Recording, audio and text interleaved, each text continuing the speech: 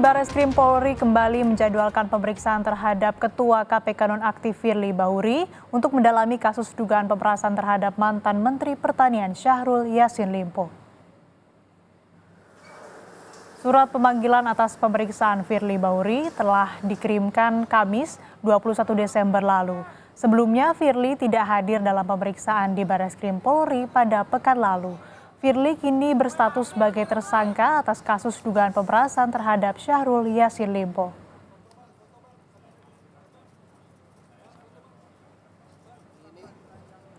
Sebelumnya Kapolda Metro Jaya Irjen Karyoto bilang telah menyiapkan surat penjemputan paksa hingga penangkapan terhadap Firly Bahuri. Langkah ini disiapkan jika Purnawirawan Polri Bintang 3 itu tidak kooperatif dalam pemeriksaan sebagai tersangka. Kita melayangkan kembali panggilan kedua berikut, sudah disiapkan surat perintah membawa. Ya, kalau itu nggak diindahkan ya pasti kita keluarkan surat perintah menangkap. Proses berlanjut. Insya Allah dari awal saya selalu hati-hati. Saya ingatkan kepada penyidik untuk profesional. Bukan karena intervensi dari saya, mereka udah ada sistem. Selain agenda pemeriksaan Firly Bahuri oleh Bareskrim Polri, hari ini Dewan Pengawas KPK akan membacakan putusan sidang kode etik terhadap Firly Bahuri.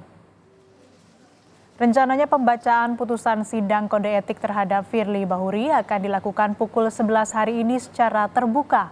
Namun kepastian kehadiran Firly dalam pembacaan putusan masih belum dapat dipastikan karena pemeriksaannya bersamaan dengan agenda pemeriksaan Firly Bahuri oleh Bareskrim Polri.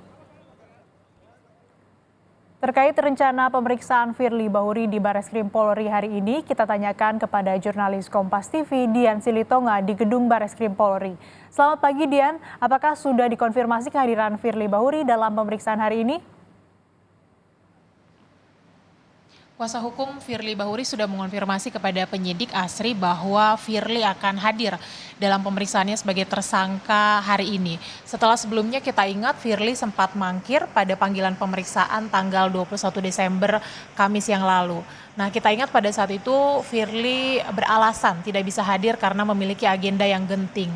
Nah, kemudian juga pada hari yang bersamaan kita tahu Firly mendatangi Dewas KPK untuk menyerahkan surat pengunduran diri dari jabatannya sebagai pimpinan KPK.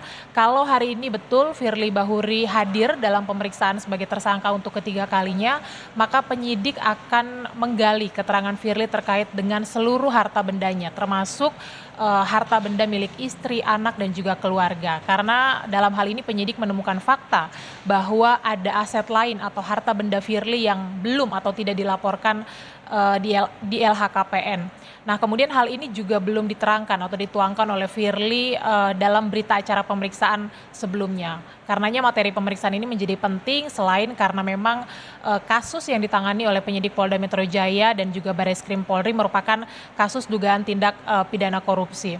Nah, pasca ditetapkan sebagai tersangka, kita ingat Firly ini sudah 2 kali diperiksa sebagai tersangka, yakni pada tanggal 1 dan juga 6 Desember yang lalu. Nah, kita pantau bersama apakah betul hari ini Firly akan memenuhi panggilan pemeriksaan sebagai tersangka untuk ketiga kalinya atau justru mangkir. Kalau sesuai dengan rencana, Firly hari ini akan diperiksa pada pukul 10 pagi di ruang di Tipikor Bareskrim Mabes Polri. Asri. Pukul 10 pagi hari ini, lalu apa yang akan didalami oleh Bareskrim Polri terhadap Firly Bahuri, Dian?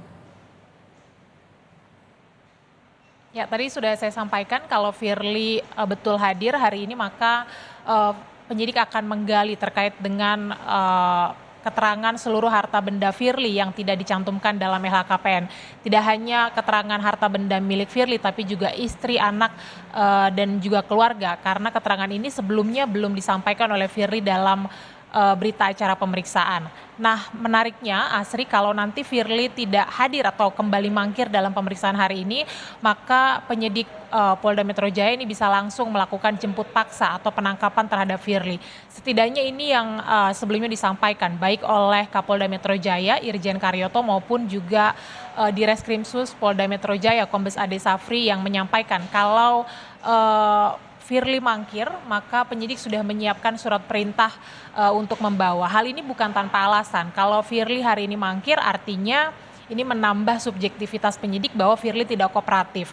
Nah, ini tentu akan menambah kekhawatiran penyidik bahwa Firly dikhawatirkan akan melarikan diri, menghilangkan barang bukti dan juga melakukan perbuatan yang sama. Nah, kalau melihat ancaman hukuman terhadap Firly dalam pasal yang disangkakan, ini ancaman hukumannya adalah maksimal pidana penjara seumur hidup. Maka sesuai dengan KUHP, penyidik sebenarnya bisa langsung melakukan penahanan atau menahan Firly sesaat setelah ditetapkan sebagai tersangka karena ancaman hukuman pidananya di atas 5 tahun. Karenanya kita pantau bersama nanti pertama apakah Firly betul hadir atau mangkir, dan kedua apa langkah penyidik selanjutnya, mengingat juga perlawanan atau langkah perlawanan hukum Firly Bahuri yang mengajukan pra peradilan ini kemudian pra peradilannya dinyatakan oleh hakim tunggal tidak dapat diterima. Jadi kita pantau bersama nanti perkembangan kasusnya seperti apa. Asri. Baik, terima kasih jurnalis Kompas TV Dian Silitonga atas laporan lengkap Anda.